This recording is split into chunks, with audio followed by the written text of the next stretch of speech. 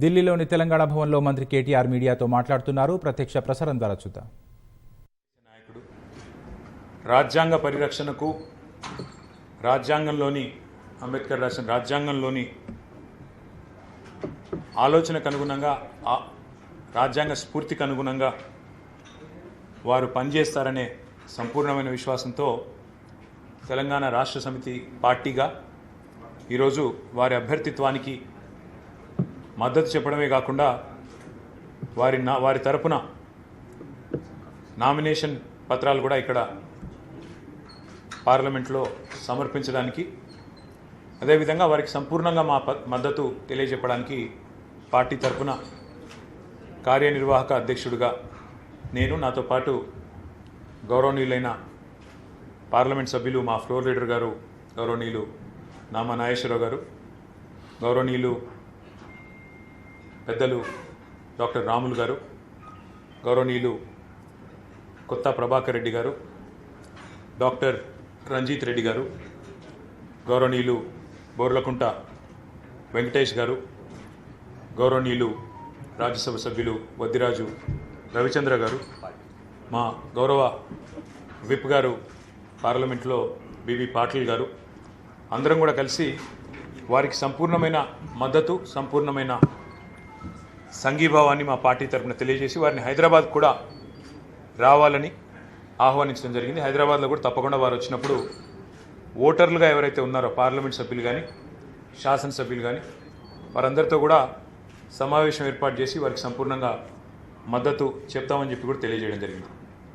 ఈరోజు ఈ నిర్ణయం తీసుకోవడం వెనుక ప్రధానమైన కారణం ఏమంటే, ఈరోజు భారతదేశంలో ప్రస్తుతం నెలకొనున్న రాజకీయ పరిస్థితుల్లో కేంద్ర ప్రభుత్వం ఒక నియంతలాగా నిరంకుశమైన విధానాలతో గత 8 సంవత్సరాల్లో నరేంద్ర మోడీ గారి ప్రభుత్వం వచ్చిన తర్వాత అప్రజాస్వామికంగా వారు చేస్తున్న అన్యాయాల పరంపర హద్దు అదుపు లేకుండా సాగుతూ ఉంది.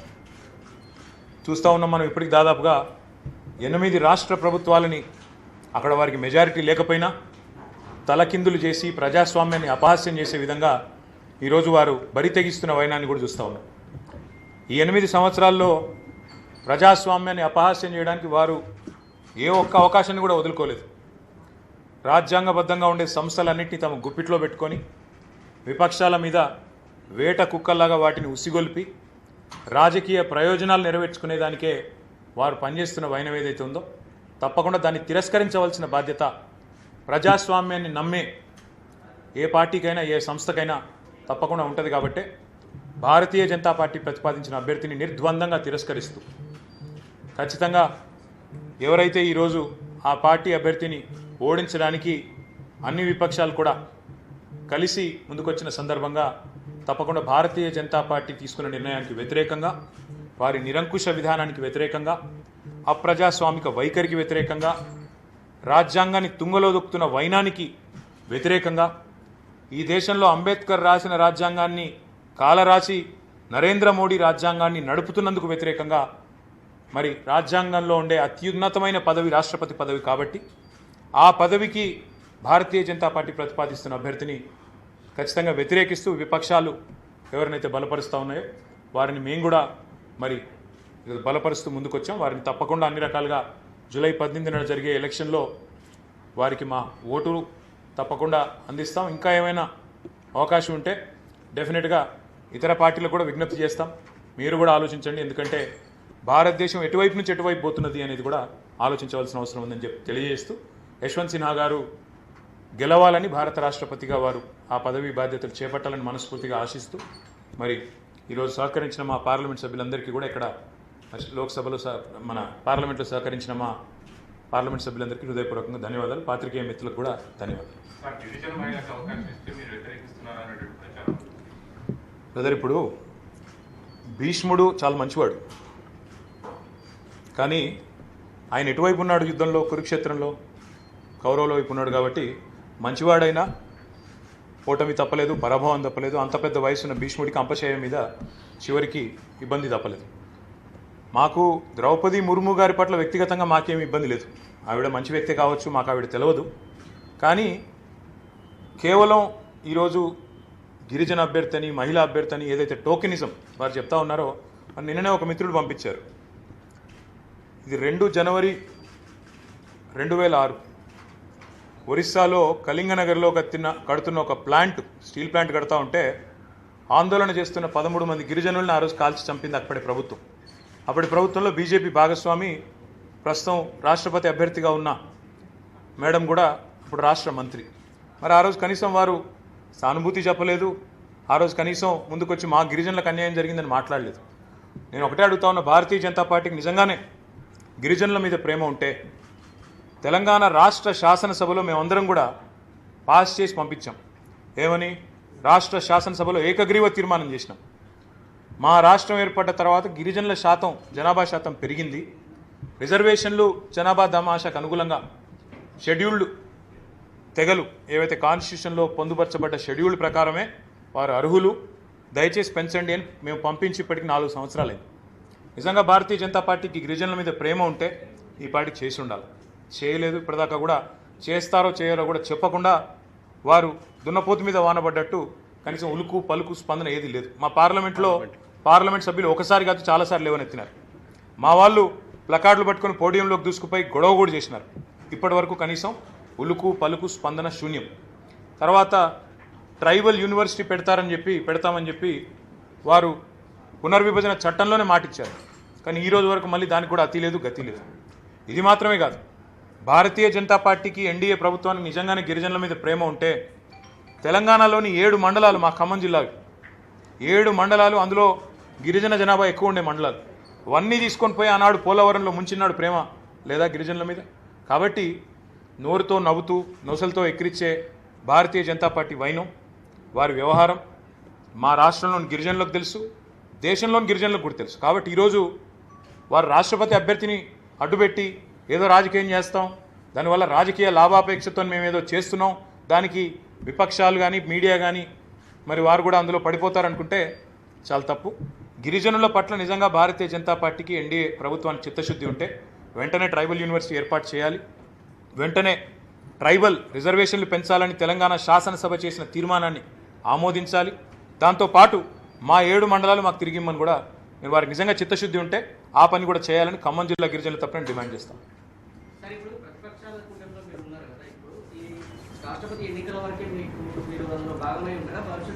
ప్రతిపక్షాల కూటమిలో మేము ఉన్నామని మీకు ఎవరు చెప్పారు? కేవలం కొంతమందితో కలిసి సంతకం పెట్టినంత మాత్రాన వారితో కూటమి ఏర్పడి కూటమి అయిపోయింది, దానికి పేరు పెట్టేశారు, అంతా మీరే చేసేస్తారు డిసిషన్ అంతా. నేనేమంటున్నా అంటే మీరు అర్థం చేసుకోవాల్సింది, ఈరోజు రాష్ట్రపతి ఎన్నికల్లో భారతీయ జనతా పార్టీ వారి యొక్క కూటమి ఒక అభ్యర్థిని వారు ప్రతిపాదించారు. దానికి పోటీగా ఈరోజు ఈ దేశంలోని భారతీయ జనతా పార్టీ యొక్క నిరంకుశ, నియంతృత్వ, అప్రజాస్వామిక వైఖరిని నిరసించే పార్టీలు కొన్ని ఒకటై మేము ఫలానా వారిని ప్రతిపాదిస్తున్నామని యశ్వంత్ సిన్హా గారి పేరు వేదిక తెర మీదకి తీసుకొచ్చారు. తీసుకొచ్చిన తర్వాత మా ముఖ్యమంత్రి గారికి మమతా బెనర్జీ గారు, శరద్ పవార్ గారు కూడా ఫోన్ చేసి విజ్ఞప్తి చేశారు, మీరు మద్దతు ఇవ్వండి, మనందరం మద్దతు ఇస్తే యశ్వంత్ సిన్హా గారు బయటపడే అవకాశం ఉంది, బాగుంటుంది. ఎందుకంటే అత్యున్నత పదవి భారతదేశంలో రాష్ట్రపతి పదవి. మరి ఆ రాష్ట్రపతికి ఆ పదవికి గనక వన్నె తెచ్చే విధంగా, ప్రజాస్వామ్యాన్ని కాపాడే విధంగా, రాజ్యాంగాన్ని పరిరక్షించే విధంగా సిన్హా గారు పనిచేసినట్టయితే బాగుంటుంది అనే అభిప్రాయాన్ని వారు వ్యక్తం చేసినప్పుడు సహజంగా వారితో ఏకీభవిస్తూ, మమతా బెనర్జీ గారితో, శరద్ పవార్ గారితో ఏకీభవిస్తూ ఈరోజు వారికి మద్దతు చెప్పడానికి మేము ముందుకు వచ్చాం. సరే, మేము మద్దతు ఇస్తున్నాం, ఇంకా ఎవరైనా కూడా మద్దతు ఇస్తుండవచ్చు, మాకు దాంతో నిమిత్తం లేదు. యాజ్ అ పార్టీ మేము తీసుకున్న డెసిషన్ ఏంటంటే, TRS as a party we're supporting Yashwant Sinha's candidature, will stand by him, will vote for him and we're hoping he'll get elected.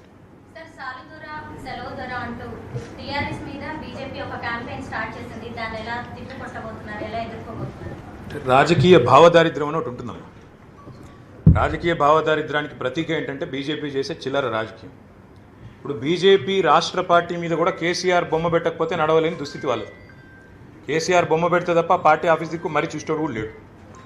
కాబట్టి అది వారి రాజకీయ భావదారిద్ర్యానికి, చైతన్యం లేని, ఇంగితం లేని, సిగ్గులేనితనానికి, తెంపరితనానికి పరాకాష్ఠగా నేను భావిస్తూ ఉన్నా. ఆ చిల్లర మార్కు రాజకీయం మాకు అవసరం లేదు. ఆ పార్టీ యొక్క సంస్కృతి అది నీచమైన సంస్కృతి. మేము అంతకంటే ఎక్కువ చేయగలం, అంతకంటే ఎక్కువ మాట్లాడగలం. మేము కూడా కావాలంటే మోడీ గారి బొమ్మ పెట్టి రాష్ట్రంలోని ప్రతి నియోజకవర్గంలో చెప్పుల దండలేసి గాడి మీద కూర్చోబెట్టి కూడా ఊరేగించగలం. కానీ మా సంస్కారం అది కాదు. అంతకంటే ఎక్కువ చేయగలం. చిల్లర రాజకీయం ఇంకా చేయాలనుకుంటే, రాజకీయంలో చిల్లరతనానికి ఎదగదలుచుకుంటే ఇంకా చాలా చేయొచ్చు. ఎందుకంటే ఈ 8 ఏళ్లలో ఇప్పుడు వారు జాతీయ కార్యవర్గ సమావేశాలకు హైదరాబాద్కి వస్తున్నారు నరేంద్ర మోడీ అండ్ కంపెనీ. మొత్తం జుమ్లా జీవీస్ అందరూ దిగుతున్నారు హైదరాబాద్లో. మరి జుమ్లా జీవీలు చెప్పాలి అసలు ఏం చేసిండ్రు మీరు 8 ఏళ్లలో తెలంగాణకి, భారతదేశానికి మీరు చేసింది ఏంది, మీ వల్ల ఈ దేశ ప్రజలకు కానీ తెలంగాణ రాష్ట్ర ప్రజలకు కానీ ఒరిగింది ఏంటి, అది చెప్పకుండా కేసీఆర్ గారు ఏదో చేయలేదని నేను ఈరోజు అడుగుతా ఉన్నా, సవాల్ చేస్తూ ఉన్నా. గుజరాత్ రాష్ట్రంలో 3 సార్లు ముఖ్యమంత్రిగా పనిచేసిన వ్యక్తి ఈరోజు కూడా కరెంటు లేక, ఈరోజు కూడా గుజరాత్ రాష్ట్రంలో విద్యుత్ లేక అల్లాడుతున్నారంటే ఆ వ్యక్తి సమర్థుడా అసమర్థుడా ఆలోచన చేయాల్సిన అవసరం ఉంది. ఇంకా దారుణం ఏంటంటే ఈరోజు పేపర్లో చదివాను నేను, వారు ఎవరినైతే రాష్ట్రపతి అభ్యర్థిగా నిలబెట్టారు, పచ్చి అబద్ధాలు ఎట్లుంటాయంటే మోడీ చెప్పే పచ్చి అబద్ధాలు. ఆయన అంటాడు భారతదేశంలోని అన్ని గ్రామాలకు కరెంట్ వచ్చిందంటాడు. ఇవాళ పేపర్లో ఉంది, కావాలంటే చూడండి మీరు. ఏమని, ద్రౌపది ముర్ము గారి సొంత ఊరిలో కరెంట్ లేదు, ఇప్పుడు ఆగమేఘాల మీద కరెంట్ ఇస్తున్నారు. అంటే పచ్చి అబద్ధాలు, జుమ్లాలు, లేకపోతే హమ్లాలు, వీటి మీద ఆధారపడే జుమ్లా జీవులు, వాళ్ళ గురించి పెద్దగా పట్టించుకోవడం కానీ ఇంకోటి కానీ అవసరం లేదు.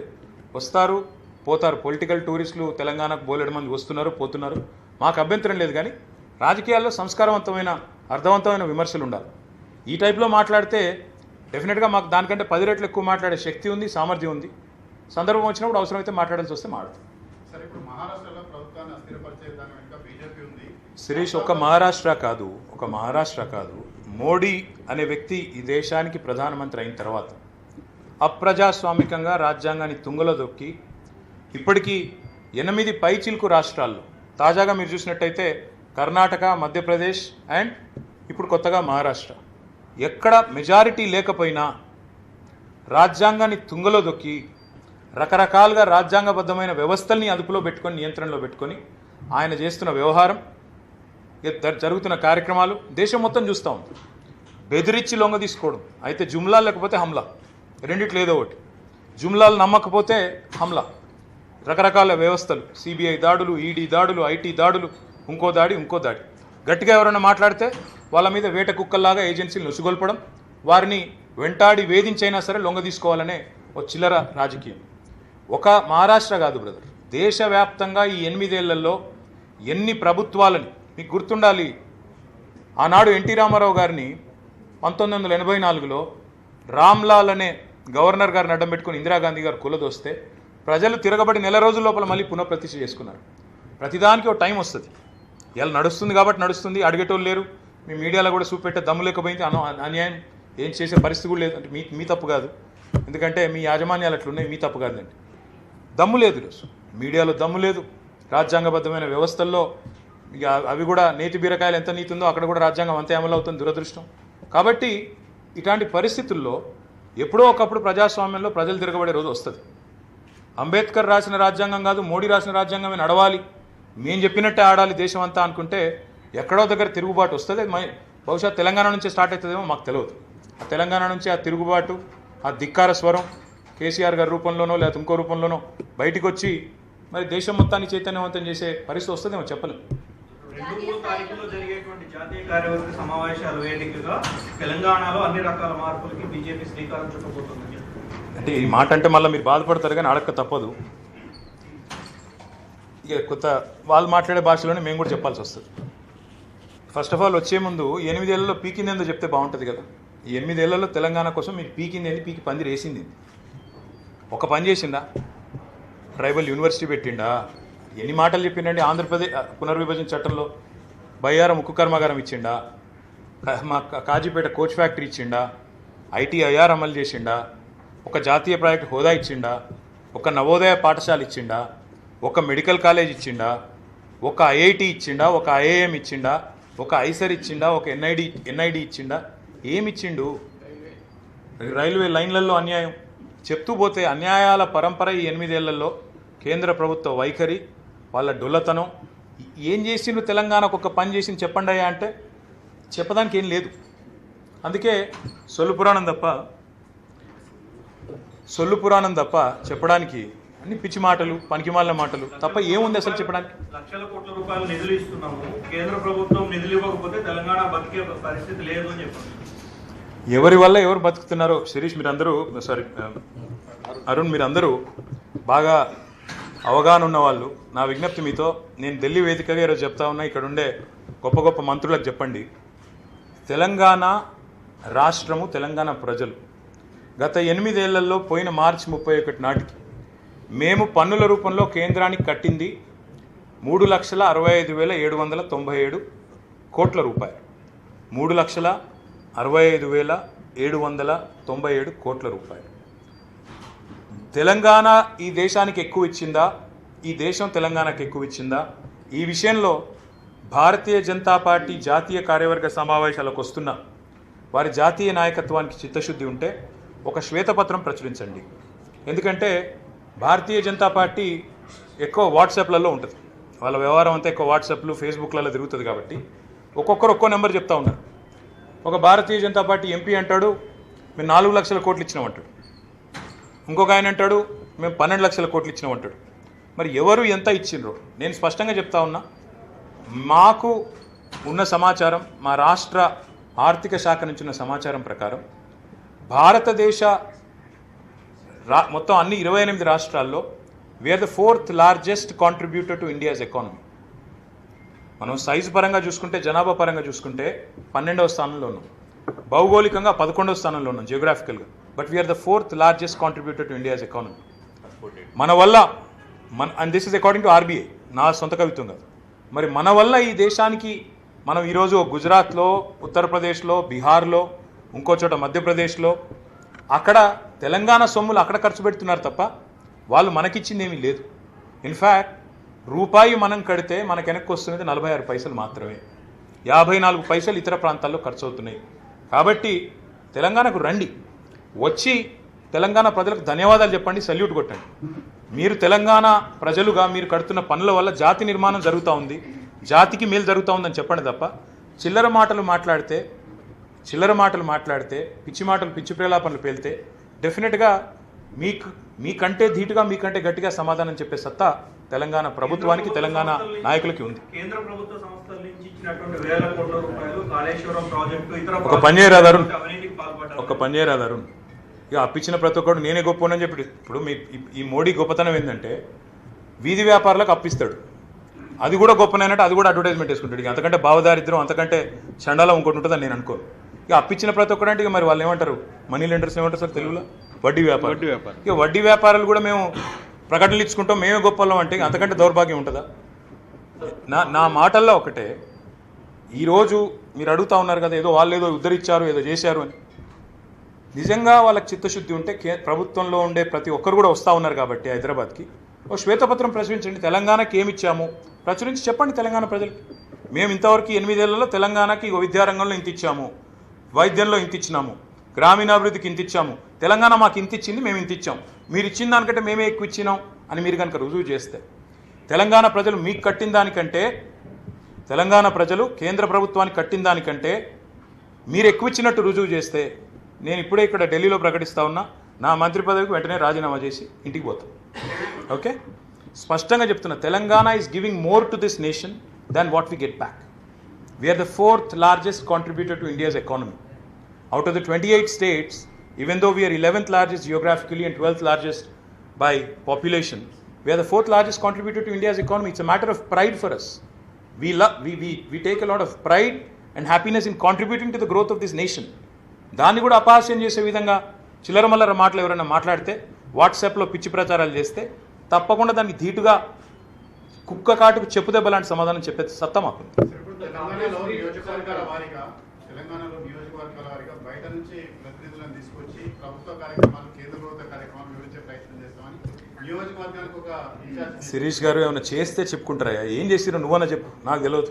వాళ్ళు చేసింది నేను ఇంతవరకు పీకి నేను చెప్పు. 8 ఏళ్లలో నరేంద్ర మోడీ అనే వ్యక్తి, ఆయన దద్దమ్మ గవర్నమెంట్ ఇంతవరకు చేసింది ఏంటి దేశానికి?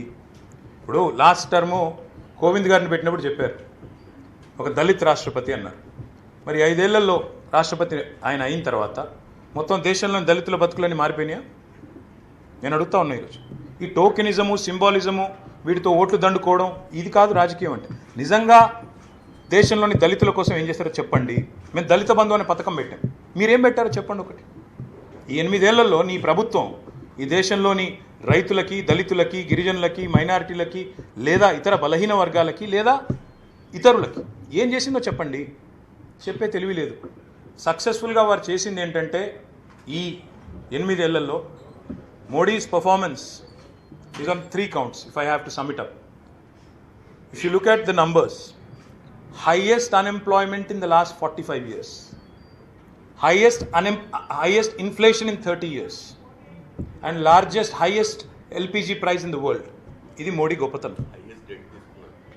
మళ్ళీ 1 లక్ష కోట్ల అప్పు చేశాడు. 1 కోటి లక్షల కోట్ల అప్ప దాటింది. అది కూడా దాటింది. వచ్చే మార్చి నాటికి అది 100 కోటి లక్షల కోట్లు, మరి ఆ నెంబర్లు కూడా అర్థం కావు అని అంత అప్పు చేసి దేశాన్ని దివాలా తీసి ఏం చేసినవా అంటే చెప్పుకోవడానికి ఏమీ లేదు.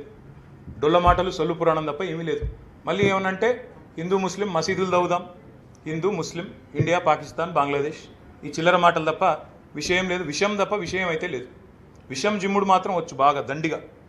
తెల్లారు లేస్తే హలాలు, హిజాబు, ఇంకోటి తప్ప మంచిగా మీనింగ్ఫుల్ పని నిర్మాణపరంగా ఫలానా చేశాం. నేను చెప్తాను ఇప్పుడు చెప్పమంటే, ప్రపంచంలోనే అతిపెద్ద లిఫ్ట్ ఇరిగేషన్ ప్రాజెక్ట్ కట్టింది తెలంగాణ. నువ్వు చెప్పు, ఒక ప్రాజెక్ట్ కట్టినావా ఇరిగేషన్ ప్రాజెక్ట్ దేశంలో? పోలవరం అన్న పూర్తి చేసినావా? జాతీయ ప్రాజెక్ట్ హోదా ఇచ్చినావు కదా, పూర్తి చేసినావా? మరి ఏం ముఖం పెట్టుకొని వస్తున్నావు? 8 ఏళ్లలో తెలంగాణకి ఏం చేసావని వస్తున్నావు అంటే మొహం లేదు. వచ్చి ఏం చెప్పాలా మళ్ళీ? కుటుంబ పాలన, అవినీతి, ఇలాంటి పిచ్చి మాటలు, ఫాల్తు మాటలు తప్ప ఒక్కటంటే ఒక్కటి మీనింగ్ఫుల్ మాట చెప్పగలుగుతాడా మోడీ? ఏం చేసినావు తెలంగాణ కొట్టే? That is unfortunately the fact of it. ఇంకా ఒక మాట అడుగుతా ఉన్నాను నేను, దమ్ముంటే చెప్పు. శ్రీలంకలో అక్కడి మంత్రి చెప్తా ఉన్నాడు స్వయంగా. శ్రీలంకలో అక్కడి ప్రభుత్వంలోని మంత్రి చెప్తున్నాడు, నువ్వు ఒత్తిడి చేసి అదానికి అక్కడ విద్యుత్ పవర్ ప్రాజెక్టు 6,000 కోట్లు తెప్పించావని చెప్తున్నాడు. ఎందుకు మాట్లాడవు? ఎందుకు అడగదు మీడియా? ధైర్యం సరిపోవట్లేదా? మీడియా అడగదు, ప్రధానమంత్రి చెప్పడు, విచారణ చేసేటోడు చేయడు. ఇది దేశం విరోధం. అందుకే అంటున్న రాజ్యాంగం అంబేద్కర్ది నడుస్తలేదు, నరేంద్ర మోడీ రాజ్యాంగం నడుస్తుంది. ఆయన ఆటలు సాగుతున్నాయి, ఎందుకంటే అడిగేటోడు లేడు. కాబట్టే డెఫినెట్గా ఈరోజు అట్లాంటి అప్రజాస్వామికమైన నియంతృత్వ నిరంకుశ పోకడలకు వ్యతిరేకంగా గొంతు విప్పాలి, ధిక్కారం వినబడాలి. తెలంగాణ నుంచే ఆ తిరుగుబాటు మొదలవుద్దని నేను ఆశిస్తాను. తినబోతూ రుచులు అడగకూడదు. టైం వస్తుంది, ప్రతిదానికి టైం వస్తుంది. ఈరోజు I think the focus should be on Yashwant Sinha and his candidature. We're delighted to be supporting him and I'm sure he'll do well and hopefully he'll win and restore the faith in constitutional institutions of this country. पायल कुछ पूछना है अंग्रेजी में?